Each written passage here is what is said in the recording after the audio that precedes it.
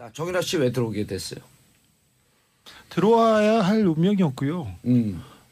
이미 재판이 한계인가 이제? 예, 이미 재판에서 졌습니다. 그리고 사실상 예.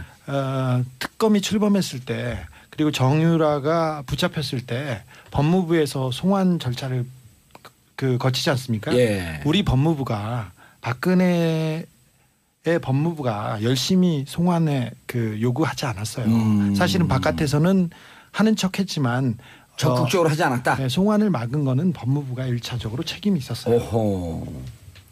그리고 이제 정권이 바뀌었고요. 그래서 예. 법무부가 기류가 바뀌면서 그래서 그쪽에서도 속도를 낸 것입니다. 그리고 안 의원님. 네. 문재인 대통령이 됐을 때 크게 낙담한 것 같다. 아니 그렇게 상황 판단들이 안 됐나요? 박근혜, 최순실, 정유라 이쪽에서는 이렇게 세상이 바뀔 거라고는 생각을 못했을 겁니다. 저는 진짜로? 기본적으로 예. 일종의 헌 정세가 있다 고 보거든요. 헌정. 아시죠? 예. 그러니까 우리가 늘 쌓는. 이 두 분들, 이 두 전후 현직 의원들. 다 이제 우리가 비싼 까라기 때문에 우리들한테 장관 하마평도 안 올라갔는데 장관 떨어지니까 좀 기분이 나쁘네. 이런 사람들. 그래서 자신들은 이 나라가 자기들 것이고 자기들이 지배를 해왔는데 예. 앞으로도 그래야 되는데 이게 잠시 순환을 겪고 있지만 설마 정권이 바뀌겠느냐 그런 생각을 했을 겁니다. 실제로? 저는 그렇게 봐요. 그래서 정유라뿐만 아니라 최순실, 박근혜 이런 사람들이 충격을 예. 받았을 거라고 보거든요.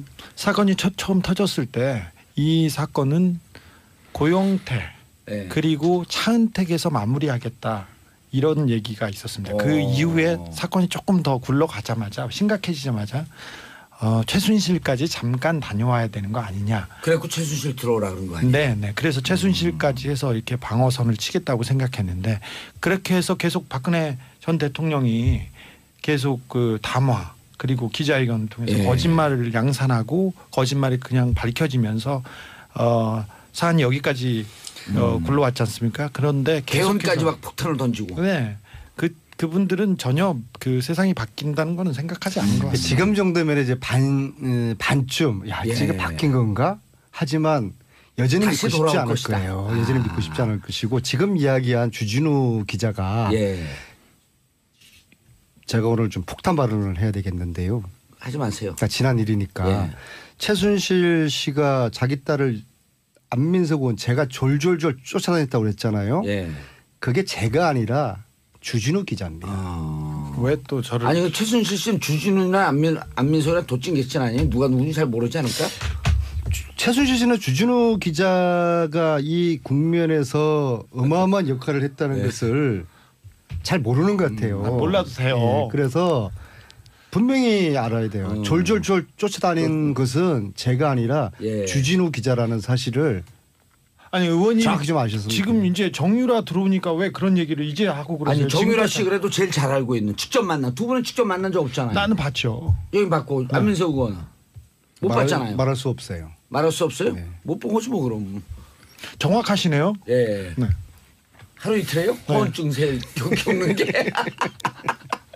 노승일 부장님 직접 봤을 거 아니에요? 예, 저는 2015년 8월 11일부터 예. 약 한 3개월 정도 같이 생활을 했었죠. 오, 네. 야, 그리고 살아남은 게 신기하네. 예, 좀 그때 당시에 2015년 11월 말일날 한국에 들어왔을 때 지금 신기했습니다. 제가 살아서 들어온 게. 독일에 같이 있었어요? 네. 어땠어요 실제로?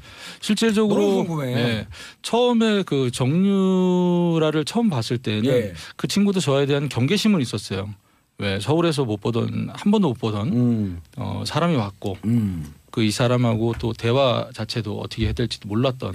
저도 뭐 정유라하고 어떻게 대화 자체도 어떻게 해야 될지도 몰랐던 그런 상황이었었거든요. 근데 방송에서 봤을 땐 약간 좀 싸납게 보이는데 직접 보니까 아주 순해 보이네요. 아 저요? 예, 인상이. 예, 방송에서 조금 비열하게 봤는데 나는. 예, 그럼 헤어스타일이 지금 너무 착해서. 아 이렇게 올려서 그랬나요? 더 싸나 보이더라고. 버섯돌이 같다 너. 버섯돌이? 당신은 총채 같아.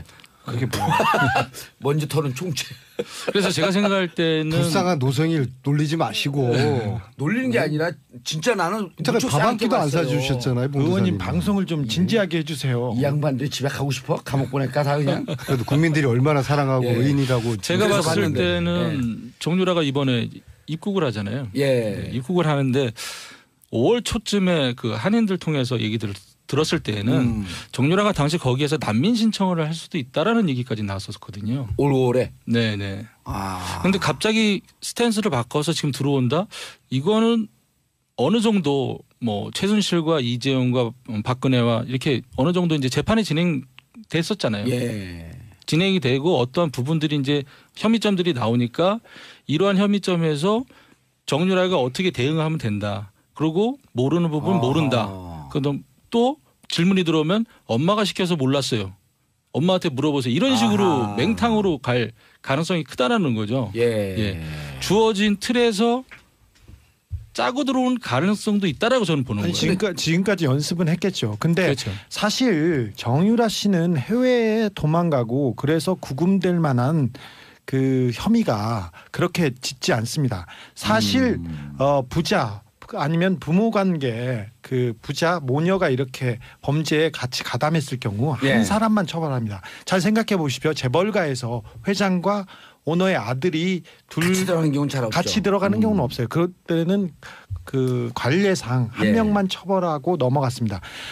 사실상 지금 정유라 씨가 3가지 범죄 혐의를 가지고 있는데 하나는 제3자 뇌물, 두 번째는 업무방해. 2대 입학 관련해서요.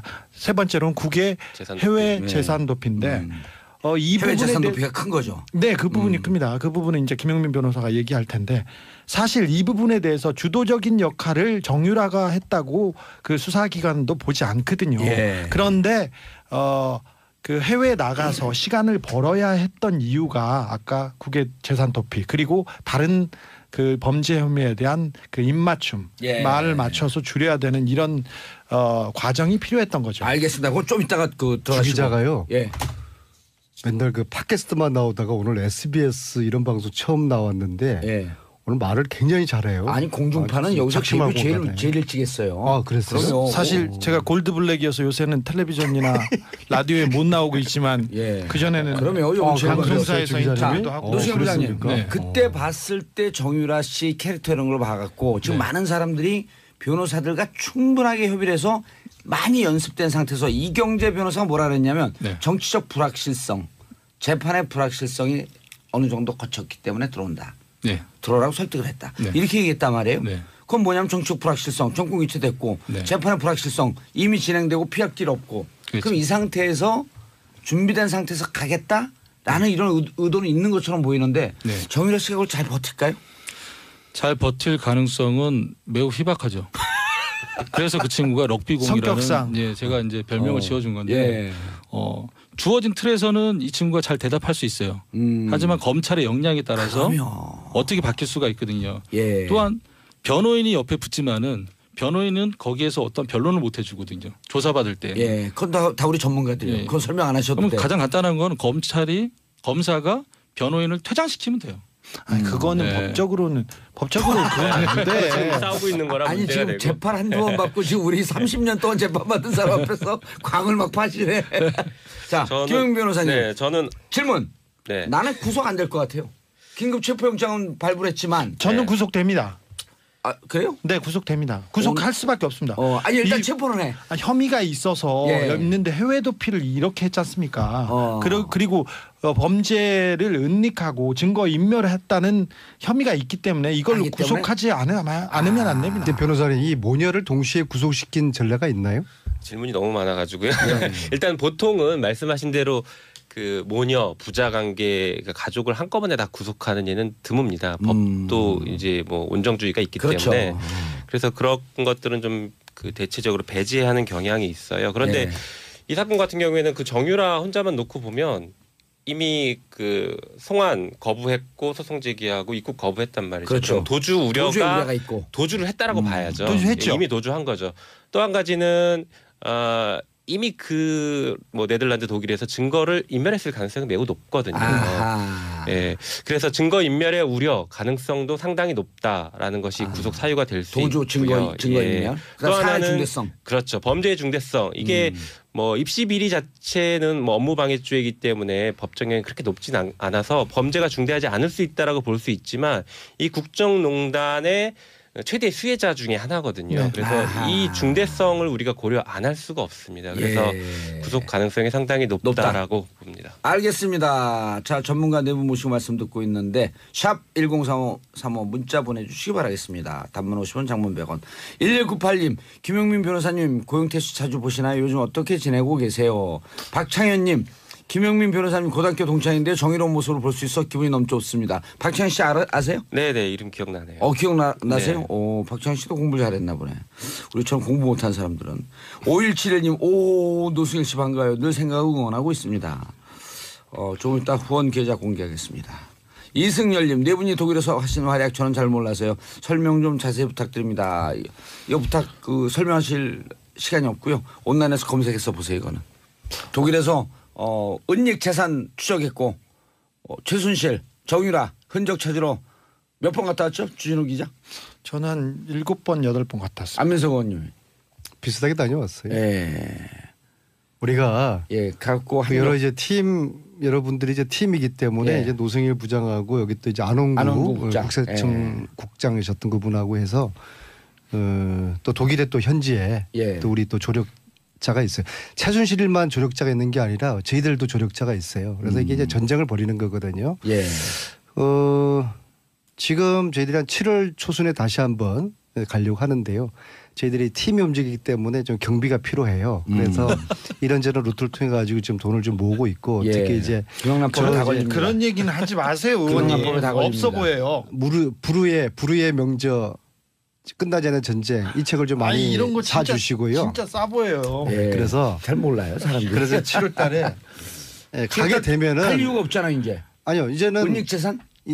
재산 찾으러 이게 이제 거의 저희들이 볼 때는 이번에 정권 교체가 됐기 때문에 이번에 교포들이 가면은 굉장히 많은 진실과 자기들이 알고 있는 정보들을 많이 주실 거라고 보고 이미 제보들이 많이 들어오고 있습니다. 알겠습니다. 김용 변호사님, 아까 말씀하신 우리 주진우 기자가 얘기했던 제3자 뇌물죄, 그다음에 2대 업무방해, 그리고 해외재산 도피. 이게 실질적으로 주도적 역할을 한 거는 최순실 씨 등이잖아요. 물론 그렇죠.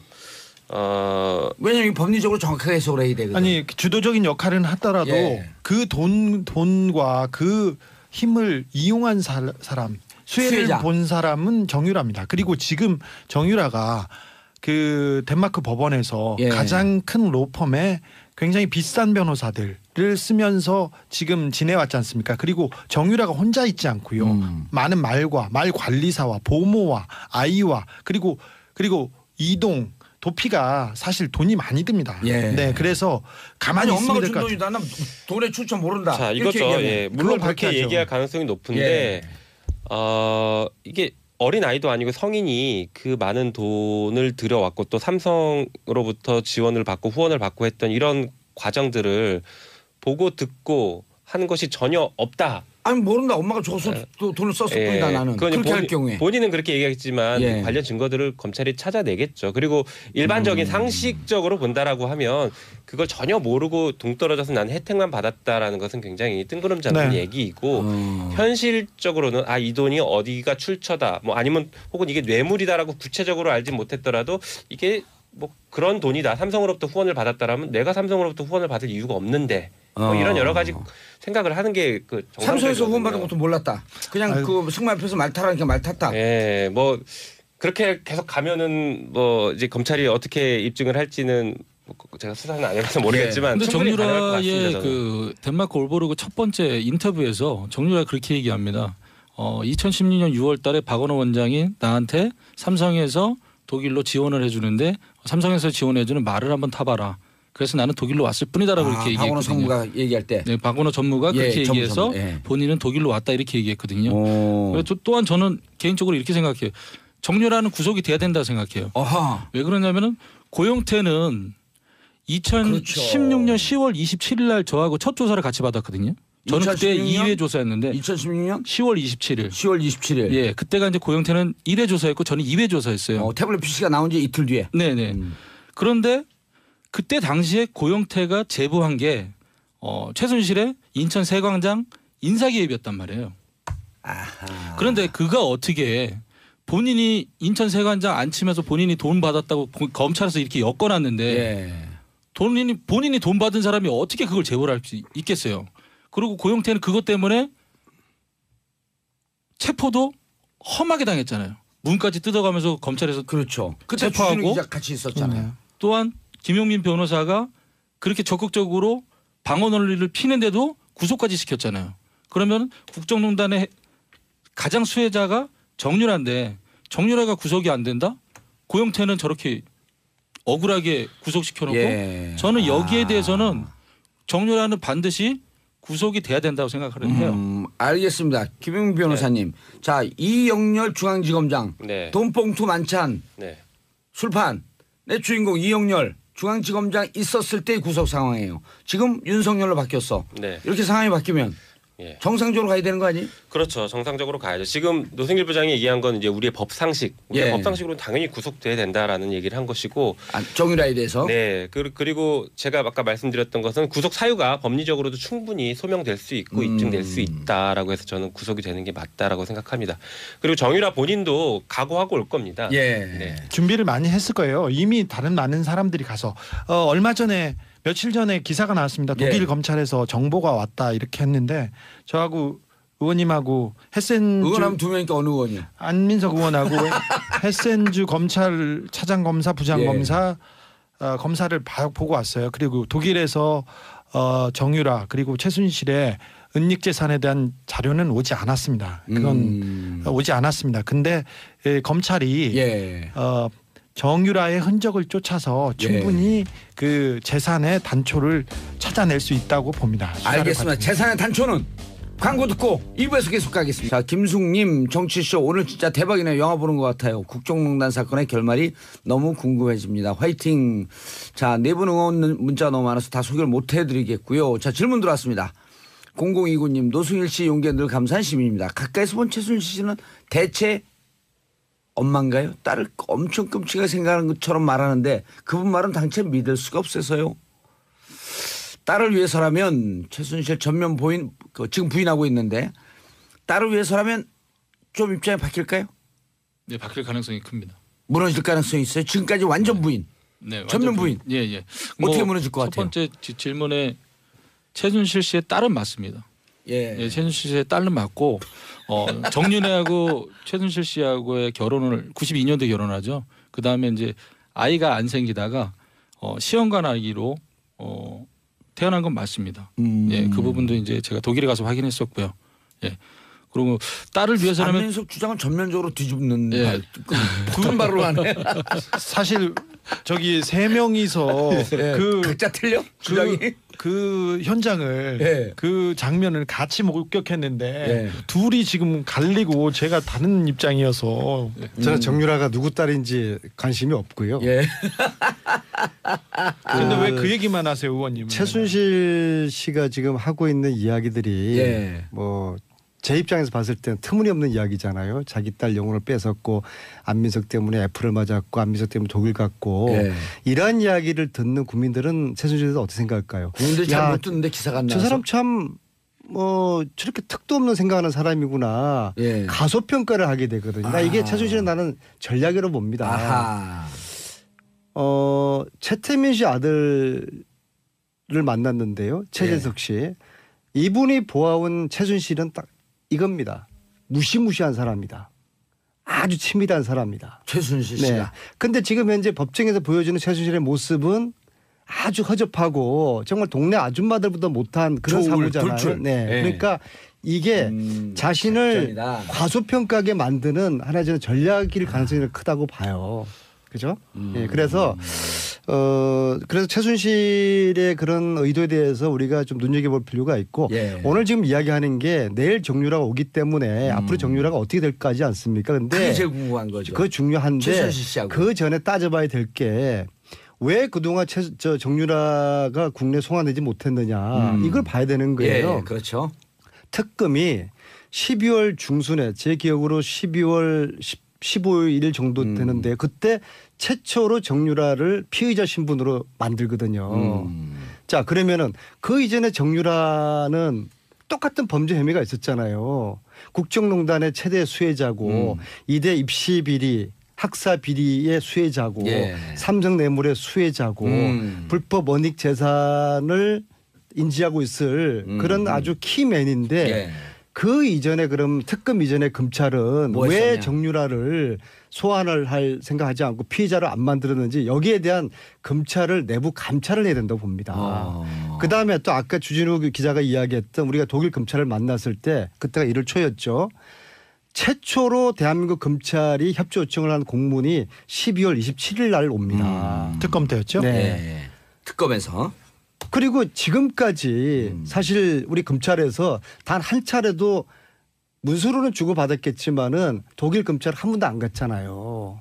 안 갔죠. 이게 왜 안 두 분 갔을까? 7번씩이나 가는 동안. 이게 왜 안 갔을까? 저는 여전히 특검 내부에서 지금 현재 검찰 내부에서 검찰 내부죠. 오병우 라인이 꿈틀거리고 있다고 저는 생각합니다. 검찰 내부 이걸 감찰을 해야 돼요. 서울시- 왜 정유라를 아직까지 이제서야 송환하게 됐는지 검찰은 그동안 뭐 했는지에 대한 내부 감찰이 필요하다고 지금 봅니다. 서울지검장이 윤석열 지검장으로 바뀌었습니다. 예. 하지만 우병우의 예. 모든 그 세력들은 그 자리에서 그대로 있습니다. 그래서 최순실을 비호하고 다른 수사를 다른 쪽으로 이렇게 전환하려고 했던 예. 사람들이 그대로 있고요. 특별히 법무부 아까 제가 그 방송 초반에 말했듯이 법무부에서 정유라 소환에 대해서 대단히 미온적이었습니다. 법적인 조치를 하지 않았습니다. 예. 근데 이번에 정권이 바뀌면서 아하. 자기네들이 수순을 밟은 겁니다. 그 부분에 대해서도 명확하게 밝혀야 됩니다. 누가 어떻게 가렸는지 저는 이름을 댈 수도 있습니다. 알겠습니다. 김영민 변호사님. 네. 그쪽 내부 사정을 좀 아니까 어쨌든 이 사건을 물타기 하기 위해서 느닷없이 중간 와중에 내부 고발자 이 국정농단 사건은 세상에 가장 잘 알려지게 한 고영태 노승일 그중에 둘 다 기소를 했죠 일단. 아니 노승일 부장은 아직 기소는 기소 안 안 됐고 됐나요? 조사만 조사 받았죠. 중이고. 예. 예. 고영태 씨를 네. 전격적으로 구속했잖아요. 네. 제가 그 김 변호사 말 전에 제가 네. 간단히 한마디만 하겠습니다. 국정농단 사건이 발생했습니다. 근데 서울지검 그러니까 이 조사에 나선 검찰은 최순실과 박근혜 그리고 이재용 이런 핵심 당사자들에 대한 수사를 거의 안 하고요. 고영태만 너무 열심히 했어요. 그래서 나중에 보니까 특검으로 나온 자료를 보니까 고영태 자료가 제일 많아요. 그래서 주변을 탈탈 털고 그 돈 거래를 했던 사람 친구들 모든 그 조사가 고영태한테 집중됐습니다. 이 핵심 제보자의 신뢰도를 무너뜨리는 게 서울지검 그러니까 그 이영렬 수사팀의 방향이었습니다. 그렇죠. 그리고 고영태 씨가 그날 집에서 긴급 체포된 것도 화요일까지 나가겠다 그랬잖아요. 김용민 변호사가 그쪽에다 얘기를 했잖아요. 나가겠다고. 네, 그게 근데 아니라 그날 당일날 우병우 영장이 2차 기각되는 날이에요. 구속영장이. 저희가 금요일 날 그거 물타기 하려고 했다라고 이런 의혹들을 가졌던 거 영장 아니에요? 청구 과정을 조금 자세히 설명해 주세요. 저희가 금요일 날 같이 검찰에서 전화 왔어요. 예. 고영태하고 이렇게 관계하고 고영태랑 연락이 되냐? 그래서 연락된다. 어제도 연락했다 그랬거든요. 예. 근데 벼랑간에 고영태가 체포영장을 해가지고 구속이 되는 상황이 들어온 거예요. 자 금요일부터 예, 설명. 좀 재판 김 변호사. 중이라 좀 조심스러운 부분이 있긴 한데요. 뭐 사실관계만 나열하면 체포되기 전 금요일 날 검찰과 통화됐고 원래 월요일 날 나가기로 했다가 그 월요일 날 어려울 것 같으니까 그 다음으로 화요일 날 미루게 화요일 이후 된다 이렇게 근데 얘기를 검찰에서는 했습니다. 강력하게 월요일 날 나와라 한 게 그날 예. 구속영장 발부가 우병우. 예, 맞습니다. 결론 나는 날 아니에요. 청구했던 날이고 청구했던 날. 다음 날 화요일 날 발부 여부 결정이 나는 날이었죠. 예. 우연의 일치겠죠. 네, 뭐 그렇게 생각하고 싶습니다. 예. 자, 최순실 씨가 어떻게 무너질 것 같아요? 최순실 씨 같은 경우에는 일단 전면 부인하고 있는 상황이잖아요. 예. 전면 부인하고 있는 상황인데 가장 핵심적인 다른 거는 입국에 대해서. 가장 핵심적인 거는 최순실과 삼성의 관계예요. 최순실과 삼성의 관계를 정유라가 인지했던 시점이 언제냐. 그러니까 가장 큰 핵심이라고 봐요. 검찰 조사 때 그 내용이 나올 것이다. 네. 만약에 최순실과 삼성의 인지한 시점이 삼성은 2015년 8월 26일 이후에 최순실을 알았다. 예. 주장하는 거고 검찰 측에서는 전에 알았다라고 주장하는 건데 예, 특검 쪽에서는 만약에 예. 이 친구가 탁 튀어서 정말 럭비공처럼 2015년 8월 26일 전에 삼성과 최순실은 알았다. 예. 인지를 했다라고 얘기만 해주면 이 얽혀있는 이 실타래가 한순간에 훅 풀리는 거죠.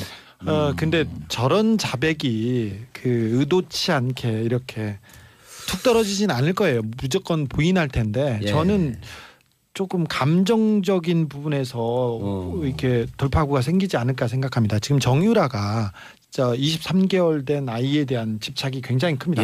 정유라의 성격이 지금 그 아이는 어디 있나요? 보모가 데리고 있어요. 그 덴마크에서.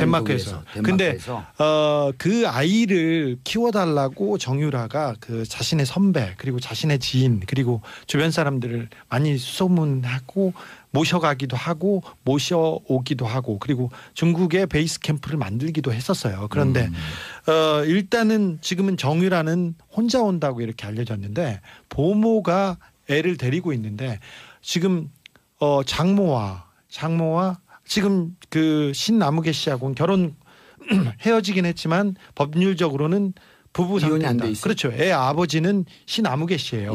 그러니까 법적으로도 친권이 아버지한테 있지 않습니까? 그리고 거기다가 부인과 그 처갓집에 있는 사람들이 다 감옥에 가고 거기가 다 풍비박산이 났기 때문에 내가 키우겠다고 이렇게 나서면 신나무개 씨한테 죄송합니다.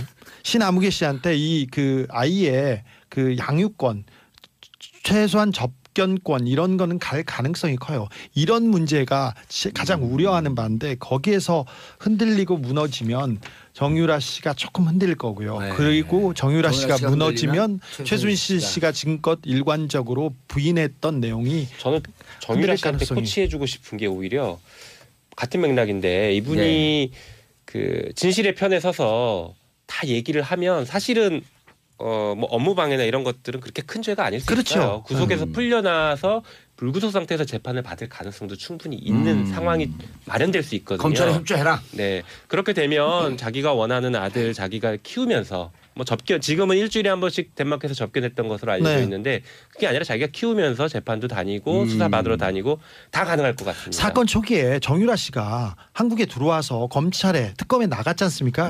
그러면 사실은 포토라인에 2번 서고 그 다음부터는 아이와 정상적인 생활을 할 수 있었어요. 증거인멸에 구속 도저히 위험이 없기 때문에 굳이 구속시킬 필요가 없었던 거 아니에요? 아니 그리고 애를 키우는 엄마인데 그걸 굳이 구속시킬 이유가 없지 않습니까? 그런데 저는 그 해외에 재산을 은닉하고 있는 그리고 최순실을 싸고 있는 그 세력이 정유라를 볼모로 여러 가지 재산을 정리하면서 거기서 빼먹지 않았을까 그런 생각 많이 합니다. 그 재산 정리 때문에라도 정유라를 못 들어오게 막았을 것이다. 네, 저는 그렇게 봅니다.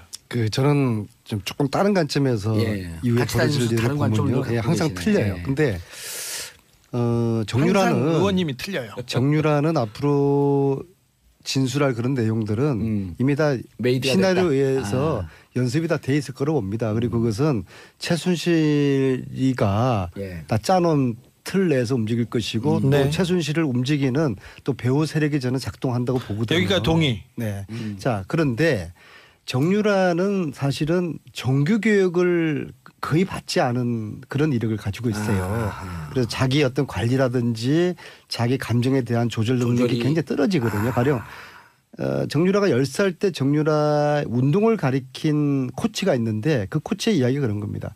어떻게 자식을 저렇게 키웠을까? 제가 커서 못 될까? 그게 정유라 10살 때거든요. 근데 그런 현상이 갈수록 더 심해지지 않습니까? 따라서 최순실 박근혜가 흔들리는 게 아니라 정유라의 감정 조절이 실패함으로써 애 때문에 어떤 발칵 뒤집힐 수 있는 그게 애 때문에 어떤 이유인지 간에 어떤 발칵 뒤집힐 만한 그런 이야기들이 막 이제 쏟아지게 되면은 최순실이나 박근혜는 이제 불안해 죽겠는 거죠. 이미 영린이거든요. 이 영린이 감옥에 갇히는 순간 최순실, 박근혜는 안절부절 못하게 되는 거예요. 그래서 검찰은 앞으로 정유라를 지렛대로 이용해가지고 최순실, 박근혜가 지금 입 닫고 있는 진실을 가리고 있는 이런 것들을 하나둘씩 캐내는 게 중요하다고 보는데, 그러기 위해서는 정유라를 굉장히 그래도 우리 이 주위에서 가장 가까이 오랫동안 봐온 노승일 부장을 검찰이 빨리 불러서 함께 좀 이 수사를 어떻게 할 것인지 정유라에 대한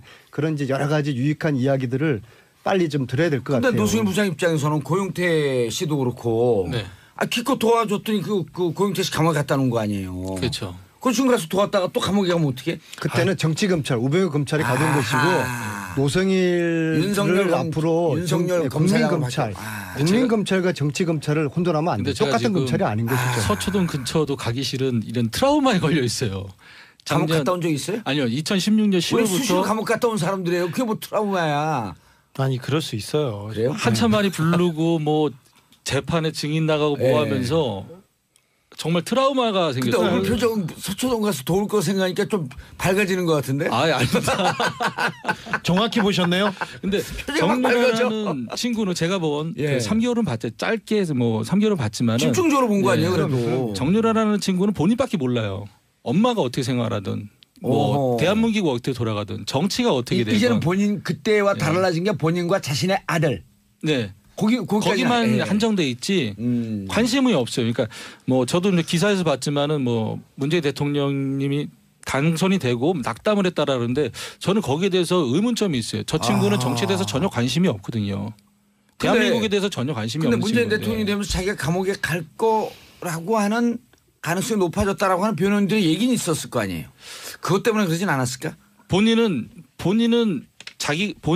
정유라라는 친구는요. 본인이 어떻게 대답한 거에 대해서 여기에 대해서 파장이 어떻게 일어날까라는 계산을 못해요.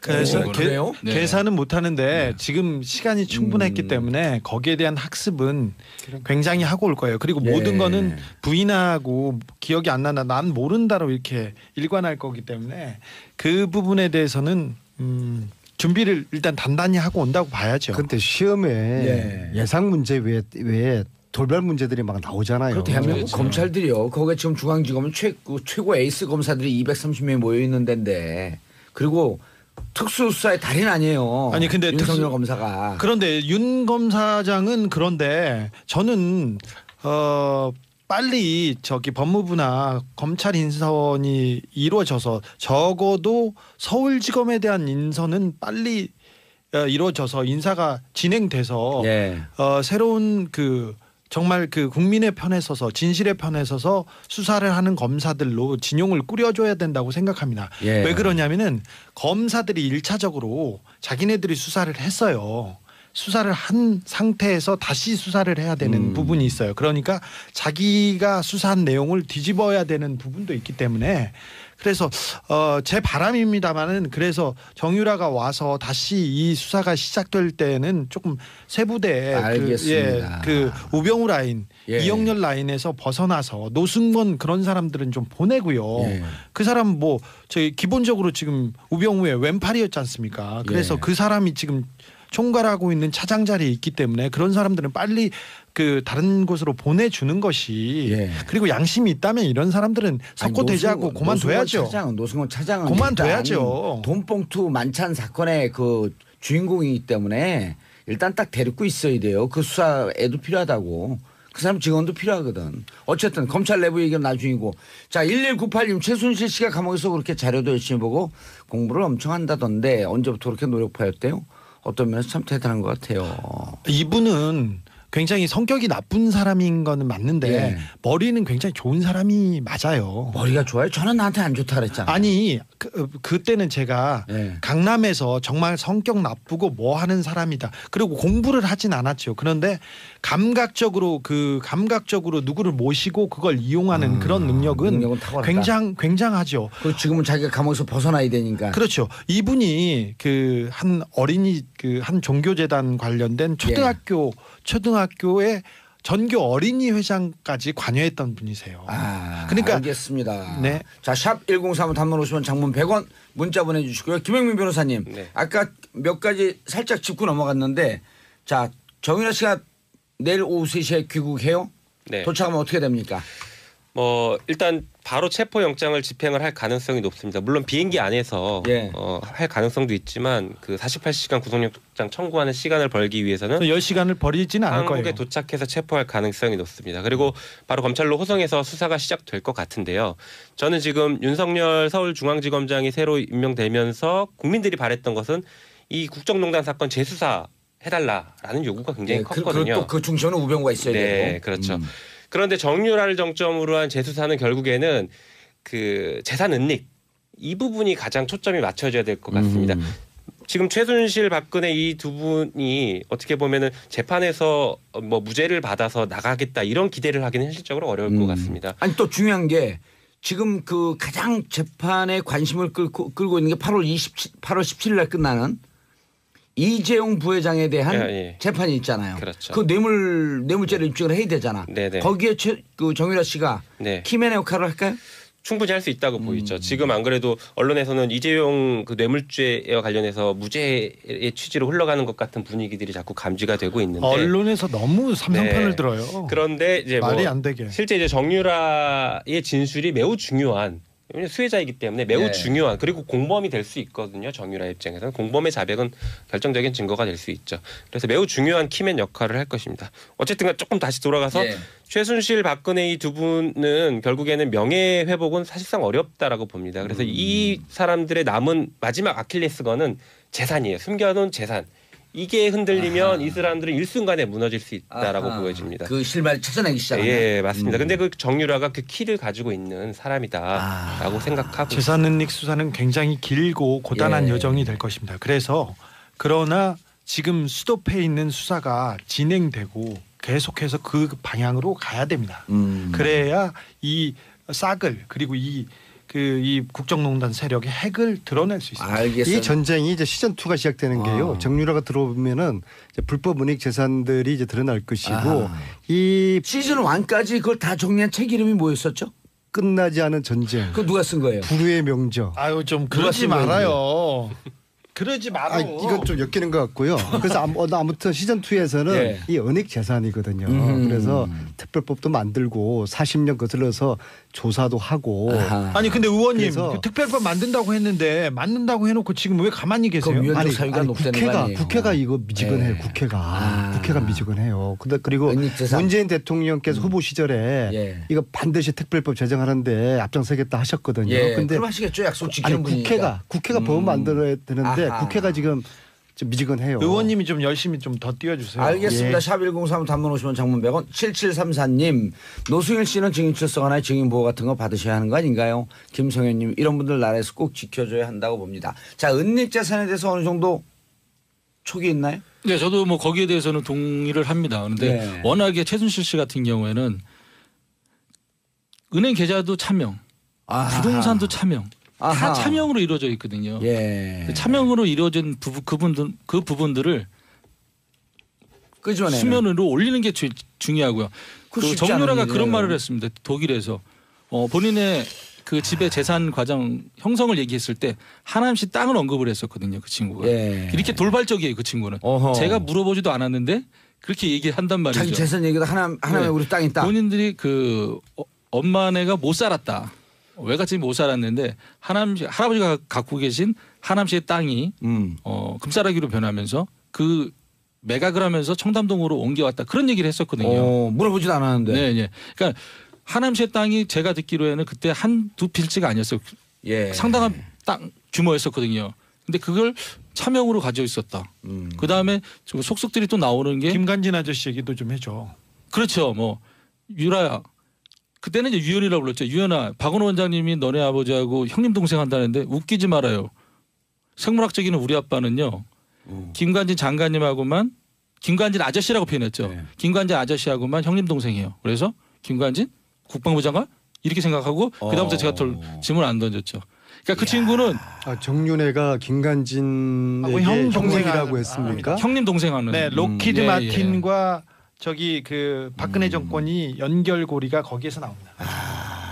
이게 위험한 얘기 아니야, 주 기자 이거? 아닙니다. 아니 그런 추정으로 갖고 지금 그 추적을 하고 있으니까. 거기까지는 맞습니다. 그러면 김관진 장관과 형하한다. 그 김관진이 그 장관이 맞다고 한다면 이게 방위산업비리 접근할 수 있는 손을 잡는 거죠. 그렇죠. 그래서 당시에 정유라의 우리가 야당이었으니까 우리 감옥 가는데 그래서 오늘. 당시에 이제 정유라의 남편하고 가보지도 사람이 무슨 남편의 친구가 군대가 해결이 안 된 시점에서 독일에 왔었는데 제가 남편의 친구한테 물어봤죠. 너네 군대는 어떻게 하냐니까는 회장님이 알아서 해주실 거예요라고 딱 얘기를 하더라고요. 그 회장이 누구예요? 그 회장이 최순실을 얘기하는 거죠. 그렇죠. 최순 씨가 국방부 장관인가요? 모르겠습니다. 근데 그 김관진이가 있어서. 그래서 저기 두 사람. 김관진 그분이 사드 하는데 역할을 했던 분이죠. 맞습니다. 이 양반들이 진짜 감옥 가고 싶다 다들. 아니 근데 저는 자 정유라 씨 왜 들어오게 됐어요? 들어와야 할 운명이었고요. 이미 재판이 한계인가 이제? 이미 재판에서 졌습니다. 그리고 사실상 특검이 출범했을 때 그리고 정유라가 붙잡혔을 때 법무부에서 송환 절차를 거치지 않습니까? 우리 법무부가 박근혜의 법무부가 열심히 송환에 요구하지 않았어요. 사실은 바깥에서는 하는 척했지만 적극적으로 하지 않았다. 송환을 막은 거는 법무부가 1차적으로 책임이 있었어요. 오호. 그리고 이제 정권이 바뀌었고요. 그래서 법무부가 기류가 바뀌면서 그래서 그쪽에서도 속도를 낸 것입니다. 그리고 안 의원님, 문재인 대통령이 됐을 때 크게 낙담한 것 같다. 아니 그렇게 상황 판단들이 안 됐나요?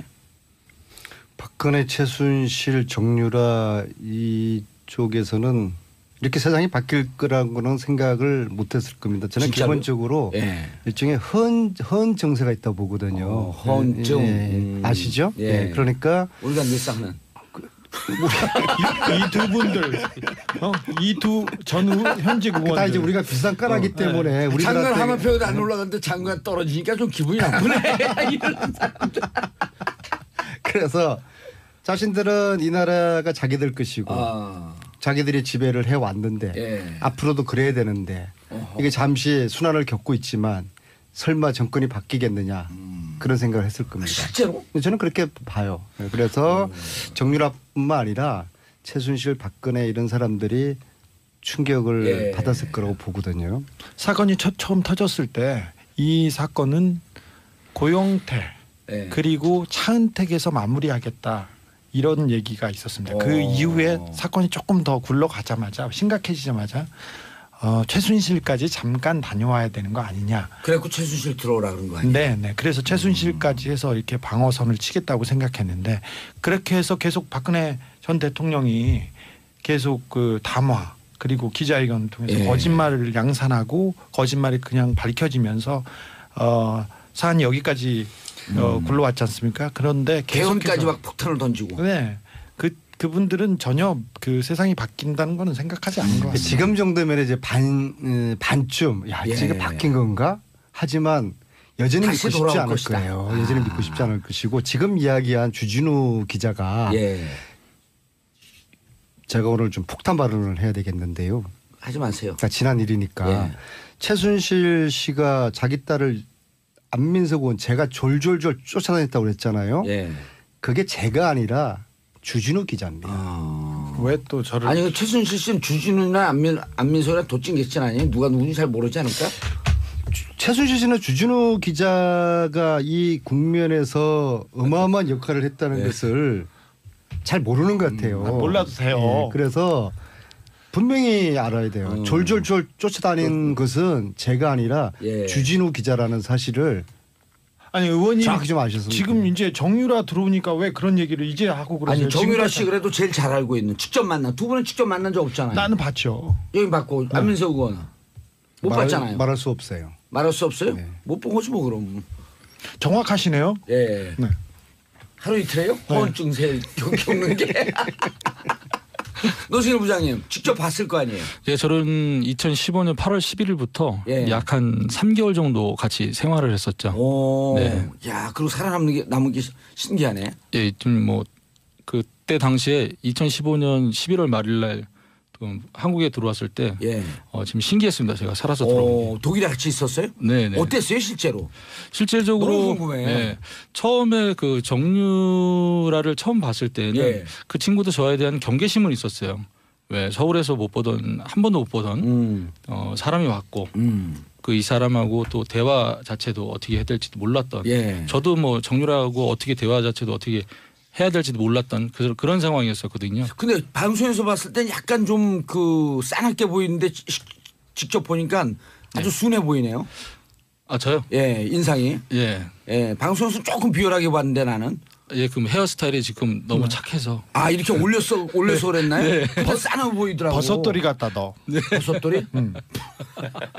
당신은 총채 같아. 그게 뭐야? 먼지 털은 총채. 그래서 제가 생각할 때는 불쌍한 노성일 놀리지 마시고. 놀리는 게 아니라 진짜 나는 이따가 무척 밥 한 끼도 안 봤어요. 사주셨잖아요. 의원님 방송을 좀 진지하게 해주세요. 이 양반들이 집에 가고 싶어? 감옥 보낼까 다 그냥? 그래도 국민들이 얼마나 사랑하고 예. 의인이라고. 제가 그래서 봤을 봤는데. 때는 정유라가 이번에 입국을 하잖아요. 예. 네, 입국을 하는데 5월 초쯤에 그 한인들 통해서 얘기들을 들었을 때는 정유라가 당시 거기에서 난민 신청을 할 수도 있다라는 얘기까지 나왔었거든요. 올 5월에. 네네. 아. 그런데 갑자기 스탠스를 바꿔서 지금 들어온다? 이거는 어느 정도 뭐 최순실과 이재용과 박근혜와 이렇게 어느 정도 이제 재판이 진행됐었잖아요. 예. 진행이 되고 어떠한 부분들이 이제 혐의점들이 나오니까 이러한 혐의점에서 정유라가 어떻게 대응하면 된다. 그리고 모르는 부분 모른다. 그럼 또 질문이 들어오면 엄마가 시켜서 몰랐어요. 엄마한테 물어보세요. 이런 식으로 맹탕으로 갈 가능성이 크다라는 거죠. 예.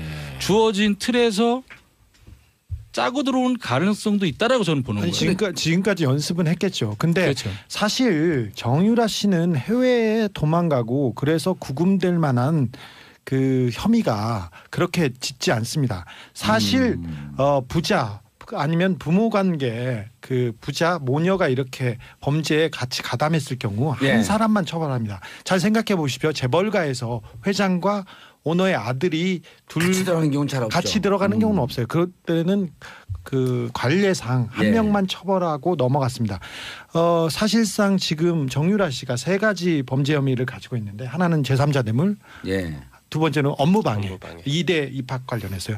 세 번째로는 국외 재산 해외 도피. 재산 도피인데 이 해외 부분에 재산 대해 도피가 큰 거죠. 네, 그 부분이 큽니다. 그 부분은 이제 김영민 변호사가 얘기할 텐데 사실 이 부분에 대해서 주도적인 역할을 정유라가 했다고 그 수사기관도 보지 않거든요. 예. 그런데 그 해외에 나가서 시간을 벌어야 했던 이유가 아까 국외 재산 도피 그리고 다른 그 범죄 혐의에 대한 그 입맞춤 예. 말을 맞춰서 줄여야 되는 이런 과정이 필요했던 거죠. 알겠습니다. 그거 좀 이따가 그 주 들어가시고. 기자가요. 예.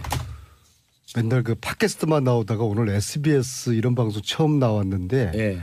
오늘 말을 굉장히 잘해요. 아니 공중파는 아주 여기서 작심하고 데뷔 가네. 제일 일찍 했어요. 아, 그랬어요? 그럼요. 사실 제가 골드블랙이어서 요새는 텔레비전이나 라디오에 못 나오고 있지만 예. 그 전에는 그럼요. 여기 제일 방송사에서 먼저 인터뷰도 자, 하고 노승현 부장님, 그랬습니까? 네. 그때 봤을 때 정유라 씨 캐릭터 이런 걸 봐갖고 지금 많은 사람들이 변호사들과 충분하게 협의를 해서 많이 연습된 상태에서 이경재 변호사가 뭐라 그랬냐면 네. 정치적 불확실성, 재판의 불확실성이 어느 정도 거쳤기 때문에 들어온다. 네. 들어오라고 설득을 했다. 네. 이렇게 얘기했단 말이에요. 네. 그건 뭐냐면 정치적 불확실성, 정권 교체됐고 네. 재판의 불확실성 이미 진행되고 피할 길 없고 그렇죠. 그럼 이 상태에서 준비된 상태에서 가겠다라는 이런 의도는 있는 것처럼 보이는데 네. 정유라 씨가 그걸 잘 버틸까요?